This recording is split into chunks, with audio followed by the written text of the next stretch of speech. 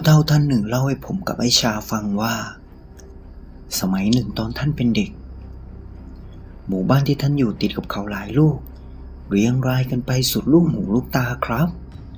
หมู่บ้านนี้มีประมาณ30หลังคาเรือนทุกคนก็ทำไร่ทำนาตามปกติครับผลผลิตจะดีไม่ดีอยู่ที่ฟ้าฝนถ้าปีไหนฝนดีก็จะได้ผลผลิตดีตามมาครับในหมู่บ้านนี้มีเด็กผู้หญิงกำพร้าพ่อแม่ตายตอนเธออายุ15 ปีเธอชื่อสายหยุดครับสายหยุดเกิดมาอาภัพหน้าตาขี้ริ้วขี้เหร่มากตอนเด็กๆเพื่อนๆก็จะล้อว่าอีหน้าผีไม่ค่อยมีเพื่อนเพราะไม่มีใครคบหากับเธอเพราะเธออัปลักษณ์ครับพอโตเป็นสาวแล้วเพื่อนๆรุ่นราวคราวเดียวกันก็ยังไม่เลิกล้อว่าอีหน้าผีอีกสายหยุดเธอจะเอาผักเอากล้วยที่เธอปลูกไว้ในสวนหลังบ้านไปแลกข้าวแลกเกลือที่ตลาดหมู่บ้านทุกวันเพื่อเลี้ยงชีพตัวเองบางวันก็ไม่มีใครมาแลกผักกับกล้วยของเธอเลยเพราะชาวบ้านรังเกียจหน้าตาของเธอก็อดทนอยู่ด้วยความลำบากยากแค้นมีบางวันที่เธอนั่งร้องไห้เพราะเกิดมาไม่เหมือนชาวบ้านเขาแต่เธอก็สู้ไม่ย่อท้อในทุกวันก็จะเอาผักเอากล้วยไปแลกข้าวแลกเกลือครับบางวันมีชาวบ้านเข้ามาแลกผักแลกกล้วยของเธอก็จะมีเสียงพูดให้ได้ยินว่าระวังลูกออกมาหน้าผีเหมือนอีสายหยุดนะเว้ยแล้วก็พากันหัวเราะเยาะเธอต้องทนกล้ำกลืนน้ำตาไหลออกมาทุกครั้งครับจนในหมู่บ้านได้มีโรคระบาดเกิดขึ้นผู้คนเกิดล้มตายไปทุกวันไม่มีเว้นชาวบ้านพยายามหาหมอมารักษาแต่การตายก็มีเรื่อยๆทุกวันเลยครับในบ่ายของวันหนึ่งชาวบ้านได้มาชุมนุมกันหาทางแก้ไขเรื่องของโรคระบาดและได้มีชาวบ้านคนหนึ่งพูดขึ้นว่าก็มีคนหน้าผีอยู่ในหมู่บ้านของเราทำให้เกิดโรคระบาดแบบนี้ที่หมู่บ้านของเรานะสิชาวบ้านทุกคนเห็นด้วยกับคำพูดนั้นครับเย็นวันนั้นชาวบ้านรวมตัวกันไปที่กระท่อมหลังน้อยของสายหยุดเมื่อไปถึงก็เห็นสายหยุดกำลังผ่าฟืนอยู่หน้าบ้านก็เข้าไปผลักสายหยุดอย่างแรงจนเธอหงายหลังล้มลงหัวไปกระแทกกับเสาเรือนหัวแตกเลือดไหลออกมาเมื่อเธอลุกขึ้นมาได้พวกชาวบ้านหลายคนก็บอกให้เธอออกไปจากหมู่บ้านนี้ไม่ให้คนหน้าผีอย่างเธออยู่ให้ออกไปเดี๋ยวนี้เลยไม่พูดเปล่าหลายคนเข้ามารุมทำร้ายไม่ว่าสายหยุดจะร้องไห้อ้อนวอนยังไงพวกเขาก็ไม่ฟังเธอโดนทั้งตบทั้งตีจนเจ็บไปทั้งตัวต้องรีบวิ่งหนีเอาตัวรอดออกมาจากบ้านของเธอเองเธอวิ่งเข้าไปในป่าทางเขาลูกใหญ่เพราะถ้าขืนอยู่ต่อเธอต้องตายเพราะชาวบ้านทุบตีแน่ๆเธอวิ่งหนีออกมาด้วยน้ำตาที่ไหลรินออกมาเต็มหน้ามีก้อนหินหลายก้อนที่ปาตามหลังเธอโดนตัวบ้างโดนหัวบ้างจนเลือดโซมไปทั้งตัวเลยครับเธอวิ่งหนีกระเซาะกระเซิงเข้ามาในป่าใหญ่นานแค่ไหนไม่รู้แต่ว่าตอนนี้เริ่มจะมืดแล้วเธอทั้งเจ็บแผลเจ็บตัวเหนื่อยและหิวมากจิตใจเต็มไปด้วยความท้อแท้น้ำตาก็ไหลออกมาตลอดเวลาจนในที่สุดสายหยุดก็สุดจะทนทานได้เธอล้มลงไปกองอยู่กับพื้นข้างหน้าทันทีครับเธอสลบสลายอยู่นานแค่ไหนไม่รู้แต่เมื่อฟื้นขึ้นมาเธอพบว่าตัวเองนอนอยู่ในสถานที่หนึ่งมืดสลัวแต่เมื่อมองดูรอบๆตัวจึงรู้ว่าตอนนี้ตัวเองนอนอยู่บนพื้นหินและเป็นถ้ำใหญ่แห่งหนึ่งครับ เธอพยายามจะลุกขึ้นมาด้วยความเจ็บปวดรวดร้าว ก็มีเสียงหนึ่งดังขึ้นมันเป็นเสียงของความเมตตาปราณีที่เธอไม่ได้ยินมานานแล้วตั้งแต่พ่อแม่เธอตายก็ไม่เคยได้ยินเสียงพูดอันไพเราะแบบนี้อีกเลยเสียงนั้นดังขึ้นมาว่าอย่าเพิ่งลุกเลยลูก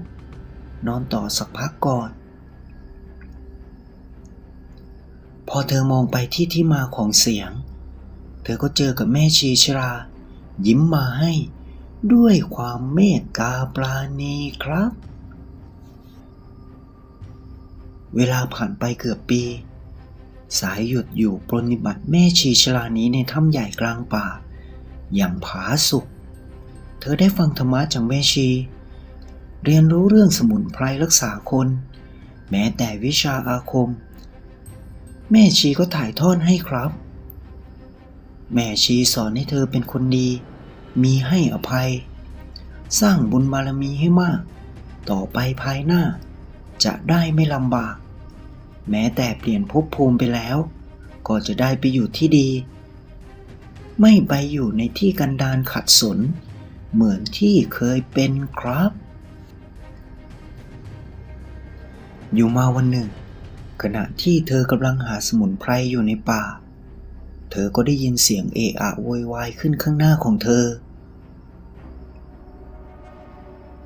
เมื่อเธอเดินเข้าไปดูก็เจอชาวบ้าน3 คนกำลังเขย่าตัวเรียกผู้หญิงคนหนึ่งที่นอนอยู่กับพื้นเมื่อเธอเดินเข้าไปใกล้พวกเขาที่เห็นเธอก็ร้องออกมาพร้อมกันว่าอีสายหยุดเธอถามว่าผู้หญิงคนนี้เป็นอะไรพวกเขาก็ตอบว่าโดนงูเห่ากัดเธอรีบช่วยผู้หญิงคนนั้นทันทีโดยเอายาสมุนไพรที่เธอมีกำกับด้วยพระเวทที่เธอเรียนมากับแม่ชีชราไม่นานผู้หญิงคนนั้นก็มีสติขึ้นมาความเจ็บปวดที่ข้อเท้าก็หายไปพวกเขารีบพากันกลับบ้านไปขอบคุณสักคำเดียวที่จะมอบให้สายหยุดก็ไม่มีเลยครับสายหยุดเดินกลับถ้ำไปหาแม่ชีและเล่าเรื่องราวทั้งหมดให้ฟังแม่ชีก็ยิ้มออกมาแล้วบอกว่าดีแล้วล่ะการช่วยชีวิตคนเป็นกุศลอันยิ่งใหญ่แม่ชีชรามองสายหยุดด้วยสายตาที่เมตตาปราณีครับ2-3 วันต่อมาก็มีชาวบ้านพาคนป่วยมาตะโกนหาสายหยุดอีกอยู่บริเวณที่เธอรักษาคนโดนงูกัดซึ่งบริเวณนั้นก็ไม่ได้ห่างจากถ้ำที่เธอและแม่ชีชราพักอยู่ครับแม่ชีเลยบอกให้สายหยุดไปดูเมื่อไปถึงก็พบเด็กหญิงตัวน้อยถูกพ่อแม่อุ้มอยู่พร้อมกับชาวบ้านอีก 3-4 คนหนึ่งในนั้นคือผู้หญิงที่โดนงูกัดที่เธอรักษาครับเมื่อสายหยุดเข้าไปหาพวกเขาก็ขอให้สายหยุดรักษาแม่หนูน้อยที่นอนอยู่ในอ้อมแขนของพ่อแม่สายหยุดพามาที่ถ้ำหาแม่ชีชราก็ให้สายหยุดรักษาแม่หนูน้อยรักษาได้ไม่นานแม่หนูน้อยก็ค่อยยังชั่วขึ้นมาลืมตามองหน้าสายหยุดอยู่ครู่แม่หนูน้อยก็เอ่ยขึ้นมาว่าหนูขอบคุณพี่สาวมากจ้ะที่ช่วยฉันแล้วชาวบ้านก็พากันกลับไปวันต่อมาก็มีคนอีกมากมายมาให้สายหยุดรักษาที่ถ้ำแห่งนี้แต่เชื่อไหมครับว่าคำขอบอกขอบใจคำเดียวก็ไม่เคยออกจากปากของชาวบ้านเหล่านั้นเลยครับแต่สายหยุดก็รักษาให้จนทุกคนในหมู่บ้านที่ป่วยไข้หายกันหมดทุกคนครับเมื่อชาวบ้านหายจากป่วยไข้ก็ชุมนุมพูดคุยกันอีกว่าที่หมู่บ้านของเรายังมีโรคระบาดอยู่ก็เพราะอีสายหยุดมันยังอยู่ในป่าใกล้ๆหมู่บ้านของเราถ้ามันยังอยู่โรคระบาดก็จะต้องเกิดขึ้นอีกแน่นอนและที่มันรักษาให้พวกเราหายจากป่วยไข้ได้ก็เพราะมันนั่นแหละที่ทำให้โรคระบาดเกิดขึ้นที่หมู่บ้าน ชาวบ้านทุกคนเห็นดีเห็นงามกับคำพูดนั้นครับ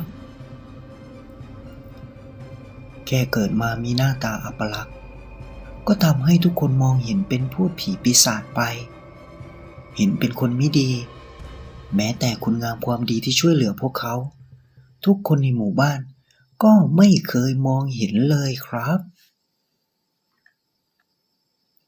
รุ่งเช้าของอีกวันชาวบ้านกลุ่มใหญ่ทั้งชายและหญิงก็พากันเข้าไปที่ถ้ำเพื่อจะขับไล่ไม่ให้สายหยุดอยู่ที่ถ้ำนี้อีกต่อไปเมื่อชาวบ้านเข้าไปถึงถ้ำใหญ่นั้นทุกคนก็แปลกใจเพราะไม่มีวี่แววของสายหยุดและแม่ชีเท่าอยู่เหมือนทั้งสองได้ออกจากถ้ำเดินทางไปที่อื่นแล้วเหลือเพียงแค่ถ้ำว่างเปล่าไร้วี่แววของผู้คนครับเวลาผ่านไปได้ประมาณเดือนกว่าก็เกิดโรคระบาดขึ้นที่หมู่บ้านเหมือนเดิมอีกทุกคนล้มตายลงเป็นอันมากหลายคนเข้าไปป่าเพื่อจะหาสายหยุดพวกเขาเสาะแสวงหากันจนทั่วก็ไม่เจอวี่แววของสายหยุดอีกถ้ำที่เธอเคยอยู่ก็ไร้วี่แววจนทุกคนหมดหวังและนึกสำนึกขึ้นมาได้ว่าถ้าสายหยุดยังอยู่คงอาจจะช่วยพวกเขาได้แต่ก็สายไปแล้วครับเพราะโรคระบาดหนักจนคนในหมู่บ้านเหลือไม่กี่คนต้องอพยพทิ้งหมู่บ้านไว้กลายเป็นหมู่บ้านร้างไปในที่สุดครับ